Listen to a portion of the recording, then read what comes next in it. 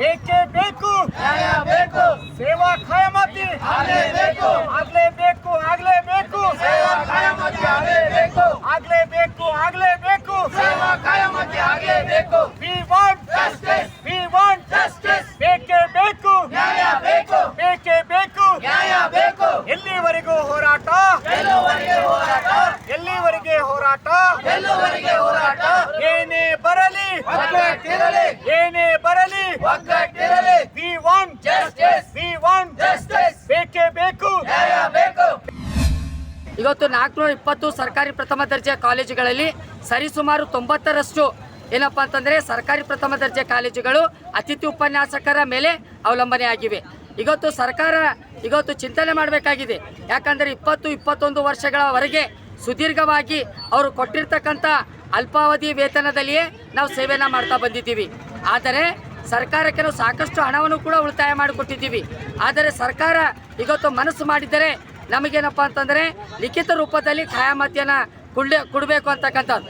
ವಿಶೇಷವಾಗಿ ಏನಪ್ಪ ಅಂತಂತಂದರೆ ಸರ್ಕಾರವು ನಮ್ಮ ಮೇಲೆ ಹಲವಾರು ಸರ್ಕಾರಗಳು ಇವತ್ತು 21 ವರ್ಷಗಳಿಂದ ನಾವು ಸೇವೆನ ಮಾಡ್ತಾ ಬಂದಿದ್ದೀವಿ. ಆದರೆ ಹಲವಾರು ಸರ್ಕಾರಗಳು ಬರ್ತಾ ಇವೆ, ಒಂದು ಗಲ್ಲಕ್ಕೆ ಬೆಣ್ಣೆ ಮತ್ತೊಂದು ಗಲ್ಲಕ್ಕೆ ಸುಣ್ಣ ಹಚ್ಚುವಂಥ ಕೆಲಸ ಮಾಡ್ತಾ ಇವೆ. ಕರ್ನಾಟಕ ಮುಖ್ಯಮಂತ್ರಿಯವರು ಕೂಡ ನಾವು ಮನವಿ ಪತ್ರವನ್ನು ಸಲ್ಲಿಸಿದ್ದೀವಿ. ನಿಮ್ಮ ಹೋರಾಟ ಸೂಕ್ತ ಇದೆ, ನೋಡೋಣ ಮಾಡೋಣ ಅಂತಕ್ಕಂಥ ಮಾತನ್ನು ಹೇಳಿದ್ದಾರೆ. ಸರ್, ಈಗ ನೋಡೋಣ ಮಾಡೋಣ ಅಂತಕ್ಕಂಥದ್ದು ಮಾತು ಬೇಡ, ನಮಗೆ ಲಿಖಿತ ರೂಪದಲ್ಲಿ ಆದೇಶ ಕೊಡಬೇಕು. ರಾಜ್ಯದಲ್ಲಿ 430ಕ್ಕಿಂತ ಹೆಚ್ಚು ಡಿಗ್ರಿ ಕಾಲೇಜುಗಳಿವೆ. ಆ ಡಿಗ್ರಿ ಕಾಲೇಜುಗಳಲ್ಲಿ 80% ಅತಿಥಿ ಉಪನ್ಯಾಸಕರುಗಳಿಂದಲೇ ತರಗತಿಗಳು ನಡೀತಾ ಇವೆ. ಕೇವಲ 20% ಮಾತ್ರ ಖಾಯಂ ಪ್ರಾಧ್ಯಾಪಕರಿದ್ದಾರೆ. ಹೀಗಾಗಿ ಸರ್ಕಾರ ಹೊಸ ಶಿಕ್ಷಣ ನೀತಿಗಳನ್ನು ಜಾರಿಗೆ ತರ್ತಾ ಇವೆ. ಈಗಾಗಲೇ NEP ಜಾರಿಗೆ ತಂದಿದೆ. ಮತ್ತು ಈಗ ಸರ್ಕಾರ ಚಿಂತನೆ ಮಾಡ್ತಾ ಇದೆ, ಸ್ಟೇಟ್ ಎಜುಕೇಷನ್ ಪಾಲಿಸಿ ತರೋದಕ್ಕೆ ಹೊರಡ್ತಾ ಇದೆ.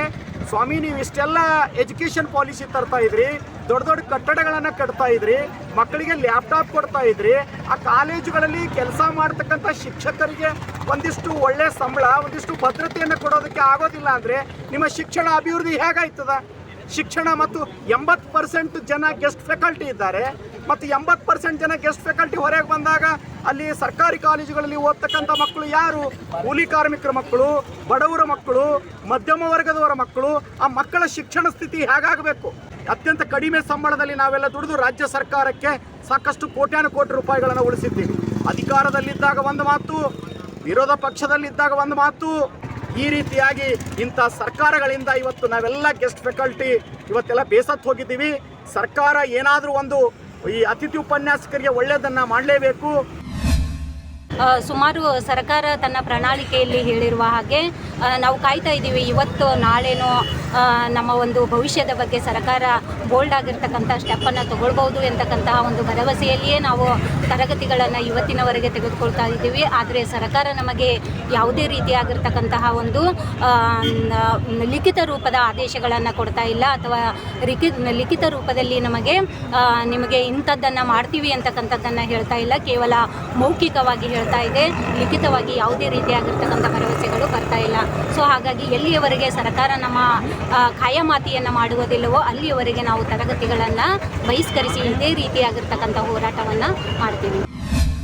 ಕೆಲವೊಂದು ಅತಿಥಿ ಉಪನ್ಯಾಸಕರು ಇವತ್ತು ಒಂದು ನಿವೃತ್ತಿಯ ಅಂಚಿನಲ್ಲಿದ್ದಾರೆ. ನಾನು ಮೊನ್ನೆ ಬೆಳಗಾವಿಗೆ ಹೋಗಿದ್ದೆ. ಅಲ್ಲಿ ಪಾಪ ಕೇವಲ 5 ತಿಂಗಳುಗಳು ಮಾತ್ರ ಅವರಿಗೆ ನಿವೃತ್ತಿ ಅಂತೆ. ಹೀಗಾಗಿ 5 ತಿಂಗಳಲ್ಲಿ ಅವರು ನಿವೃತ್ತಿ ಆಗ್ತಾರೆ.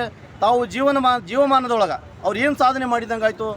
ಈಗ ಅವ್ರ ಜೊತೆನೇ ಇನ್ನೊಬ್ಬರು ಹೇಳೋದ್ರಲ್ಲಿ ಅವ್ರು ಏನು ಹೇಳಿದ್ರು ಅಂದರೆ ಜೀವನ ಪರ್ಯಂತ ಅವರು ದುಡಿತಾ ಇದ್ದಾರೆ. 40 ಮಿನಿಮಮ್ ಇಲ್ಲ 20-25 ವರ್ಷ ದುಡಿದಿದ್ದಾರೆ ಸರ್ಕಾರ ಸೇವೆಯಲ್ಲಿ. ಅಂದರೆ ಅವರ ವಯಸ್ಸೇ 60-55 ಆಗಿರ್ತದೆ. ಇಂಥ ಒಂದು ಸಂದರ್ಭದಲ್ಲಿ ಅವ್ರು ಮುಂದೆ ಏನು ಮಾಡಬೇಕು? ದುಡಿಬೇಕಂದ್ರೆ ಅವರಲ್ಲಿ ಶಕ್ತಿ ಸಾಲದು. ಇನ್ನು ಅವರು ಮುಂದೆ ಏನಾದರೂ ಸಾಧನೆ ಮಾಡಬೇಕು ಅಂದರೆ ಅವರಲ್ಲಿ ಸಮಯ ಇರೋದಿಲ್ಲ. ಇಂಥ ಒಂದು ಸನ್ನಿವೇಶಗಳನ್ನ ಸರ್ಕಾರ ಇವತ್ತು ಗುರುತಿಸಬೇಕಾಗಿರ್ತಕ್ಕಂಥದ್ದು. ಯಾಕಂದರೆ ನಾವೆಲ್ಲ ಅಮಾಯಕ ಜನರು. ನಾವು ಇಲ್ಲಿ ಸರ್ಕಾರದ ವಿರುದ್ಧ ಯಾವುದೇ ರೀತಿಯ ಧೋರಣೆಯನ್ನು ತಿಳ್ತಾ ಇಲ್ಲ. ನಮ್ಮ ಮುಂದಿನ ಭವಿಷ್ಯದ ಬಗ್ಗೆ ನಾವು ವಿಚಾರ ಮಾಡ್ತಾ ಇದ್ದೀವಿ. ಮತ್ತಷ್ಟು ವಿಶೇಷ ವಿಡಿಯೋಗಳನ್ನು ನೋಡಲು ಮತ್ತು ಹೊಸ ವಿಡಿಯೋಗಳ ಬಗ್ಗೆ ತಿಳಿಯಲು ಈ ದಿನ .com ಯೂಟ್ಯೂಬ್ ಚಾನೆಲ್ ಸಬ್ಸ್ಕ್ರೈಬ್ ಮಾಡಿ ಮತ್ತು ಬೆಲ್ ಐಕಾನ್ ಕ್ಲಿಕ್ ಮಾಡಿ.